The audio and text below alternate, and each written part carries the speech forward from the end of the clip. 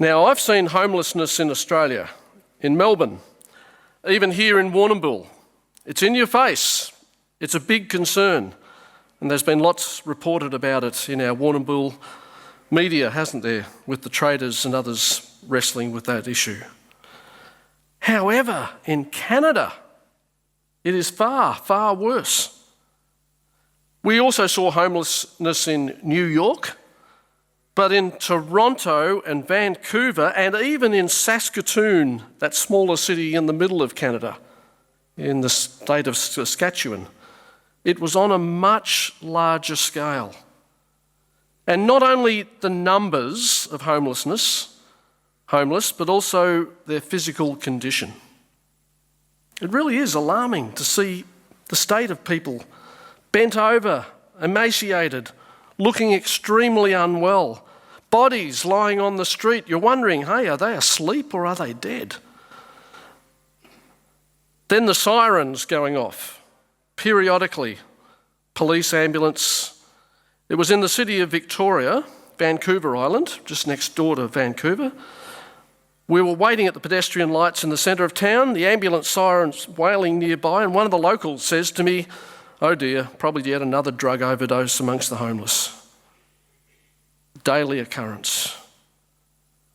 So in a country of legalised cannabis stores everywhere you went, drugs generally a big issue, we just saw the tip of an awful iceberg of human misery and poverty.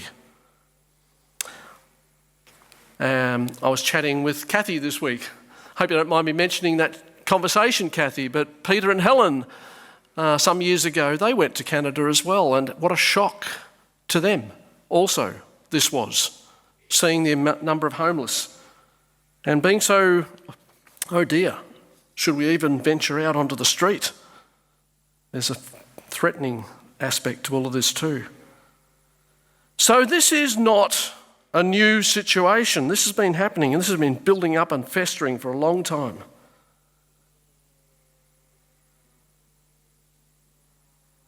And of course, Anne and I would go for a walk ourselves after tea in Toronto, and everyone, all the homeless were coming out, gearing up for the night, and it was a situation where you felt a little concerned. Should we be out here? I decided to preach on this before we'd left. We'd address the theme of homelessness today, and then, of course, I see so much of it in North America. And here at our church, as you know, we have had a number of homeless sleeping on our church steps, more often than not. And it's challenging to know, how can we help? People reach out to us for support. And then, of course, you ask, do we ask them to move on after a long period of time or not? What is the right way? It's a dilemma. Part of what inspired me before I left on this issue of homelessness was not only all of that, but this book. Anyone read John Grisham? We have a lot of John Grisham books at our bookshop, no doubt, up the street. Well-known novelist. And Peter in the sound room, Peter Krabs lent it to me. And it was a good read. I'm going to do a spoiler alert. If you want to read it, Peter might lend it to you, so just put your fingers in your ears. But this is all about a lawyer who's on the up and up in his career, $1 million salary, really looking good to be one of the partners in the big business in, is it New York? I can't remember, probably New York. Really going places. And then there's a crisis. There's a siege, there's a hostage, and he is one of the hostages. There's someone coming off the street who's loaded with explosives and threatening to blow him and everyone else up, and he's in a bad way. It's not a good ending with that person, but it changes the course of this lawyer's life. He starts to ask questions. Why is this person so agitated? What's happening?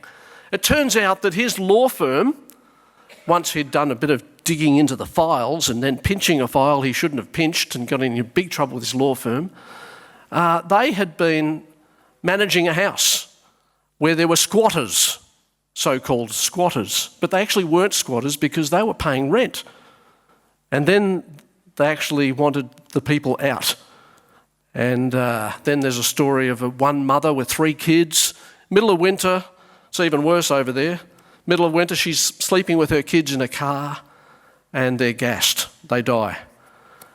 So this guy, the lawyer, with his investigations, all his life starts falling apart. His marriage falls apart. His job falls apart. He ends up getting into helping out as a lawyer for those advocating on the street. It's a mighty hard struggle.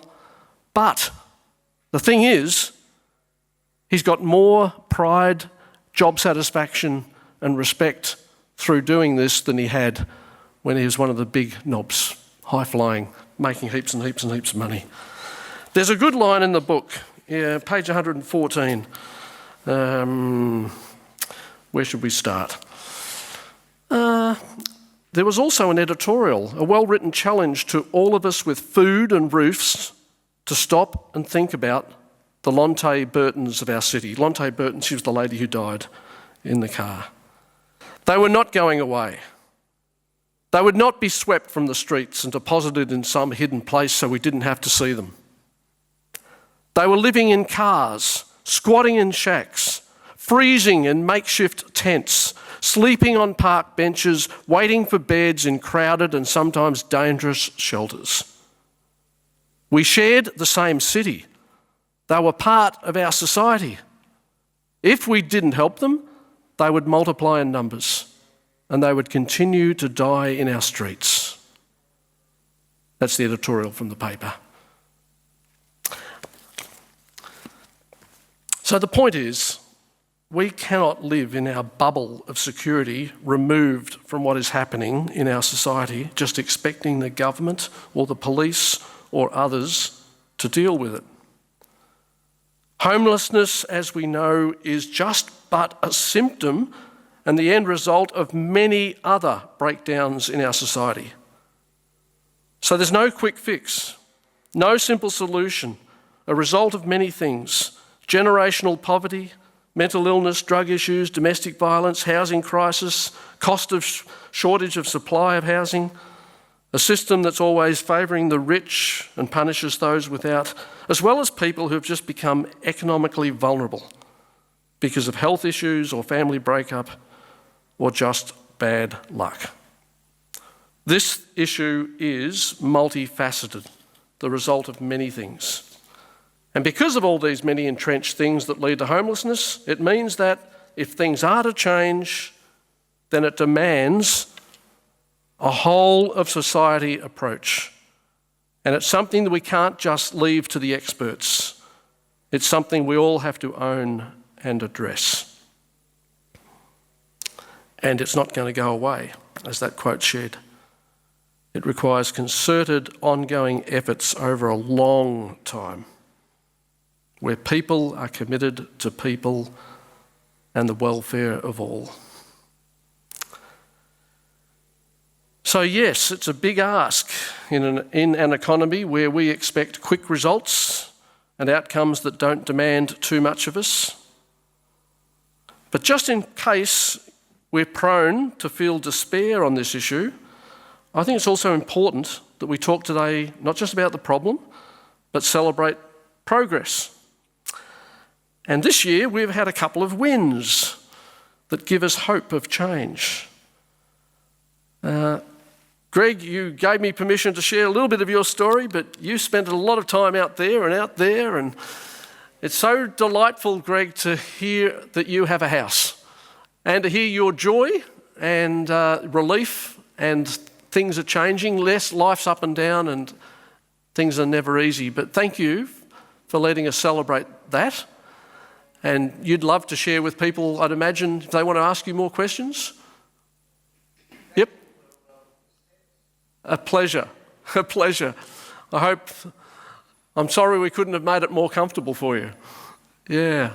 But not only Greg, there's been another guy too who's spent a lot of time out there on those steps, and he too now has accommodation and a guitar, and he's playing his music again.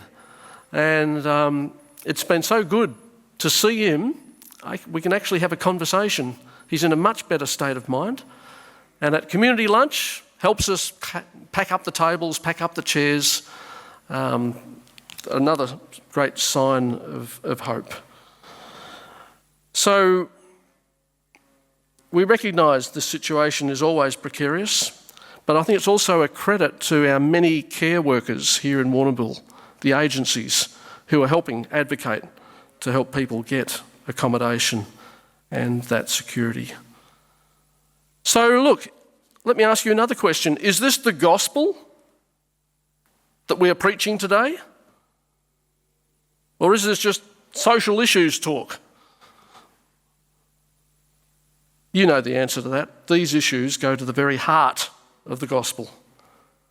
The gospel that we live in Jesus, because Jesus calls us to love our neighbour and to be involved in the world, sharing his kingdom with the poor, and especially with those on the edges of society. I thank God for our community lunch, because it calls us to walk with all people, not just our church members, and especially with the homeless, and to build up relationships. Because one of the outcomes of this is that we learn that these people are not so scary after all. And we understand their situation and their needs better, and doors are opened to greater security, to opportunities that can lead to healing, not just for them, but for the whole of society. So look, even if working directly face-to-face with people is not your cup of tea, then be assured of this, that you are a part of a church that is seeking to seriously take our response to the great needs in our community. And in this need, we all have a part to play. Whether we're on the front line or we're supporting the ministry in the supply lines in giving support and helping to give one of the basic needs of life: shelter. Amen.